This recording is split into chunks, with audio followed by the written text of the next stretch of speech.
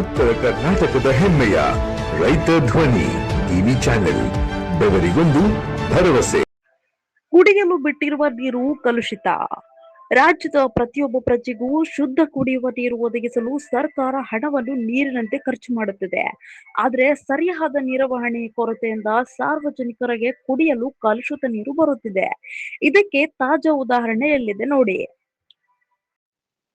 ಹೌದು ವೀಕ್ಷಕರೇ, ನಾವು ಈಗ ಹೇಳುತ್ತಿರುವುದು ಗದಗ ಜಿಲ್ಲೆಯ ಲಕ್ಷ್ಮೇಶ್ವರ ನಗರದ ದೂಧನಾನದುರ್ಗದ ಏರಿಯಾದಲ್ಲಿ ಗುರುವಾರ ಬೆಳಗ್ಗೆ ಬಿಟ್ಟಿರುವ ನೀರಿನ ಕಥೆಯಾಗಿದೆ. ಕುಡಿಯಲು ನೀರು ಬಿಡುವುದೇ 15 ದಿನದಿಂದ ತಿಂಗಳಿಗೆ ಒಮ್ಮೆ ಬಿಡುತ್ತಾರೆ. ಬಿಟ್ಟ ನೀರು ಕೂಡ ಈ ರೀತಿ ಕಲುಷಿತವಾಗಿದೆ.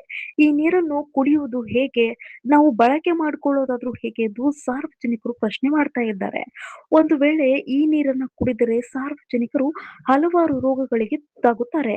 ಆದ್ದರಿಂದ ಸಂಬಂಧಪಟ್ಟ ಅಧಿಕಾರಿಗಳು ಕೂಡಲೇ ಈ ಸಮಸ್ಯೆಯನ್ನು ಸರಿಪಡಿಸಿ ಈ ಭಾಗದ ಜನರಿಗೆ ಕುಡಿಯಲು ಶುದ್ಧ ನೀರನ್ನು ಒದಗಿಸಲು ಆಗ್ರಹಿಸಿದರು.